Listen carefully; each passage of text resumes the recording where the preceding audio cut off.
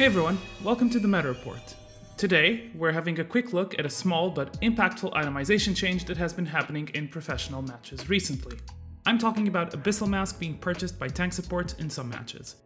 The item is fairly simple to understand. Immobilizing a champion, which includes stuns, roots, suppression, and forced displacement, such as knockups or knockbacks, will increase the damage that the target takes for a few seconds. So, why is it showing up only now? For starters, it got buffs on patch 11.10 during mid-season and before summer kicked off.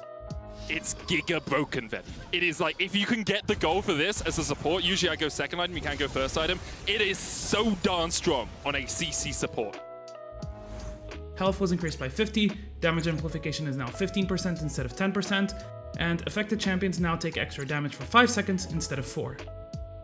Then it's important to consider the meta we're in, filled to the brim with assassins and fighters.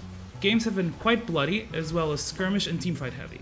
Getting the upper hand in fights can sometimes come down to picking off and killing a champion before the fight breaks out. So the 15% amplified damage can be key to blow up a target as fast as possible. To put things into perspective, in one LEC match, the amplification damage contributed to over 1,700 extra damage dealt, which was more than some of the Mythic passives in that game. So in some matches, we have started to see tank supports pick it up as their first major purchase, before their Mythic item, which is usually Locket of the Iron Solari. Whenever the goal is to increase damage, rather than help mitigate damage on your teammates, this seems to be the preferred option. Now, the limitation of buying this first over Locket is that the item only grants magic resistance and health, so naturally, against heavy physical damage comps, you will be squishier. Whereas items like Locket or the tank mythics grant both resistances, so they're more tailored towards split damage.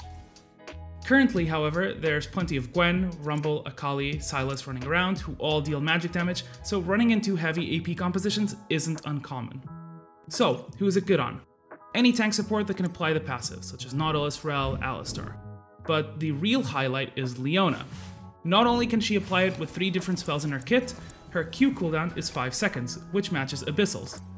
This means that theoretically she can keep applying it on the same champion over and over, and generally she has an easy time applying it on multiple targets throughout a fight.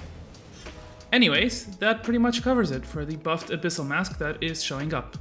While it does look like a solid tank item to amplify team damage, it's unlikely we will see it much outside of the support role, as top lane tanks seem to be uncommon at best these days.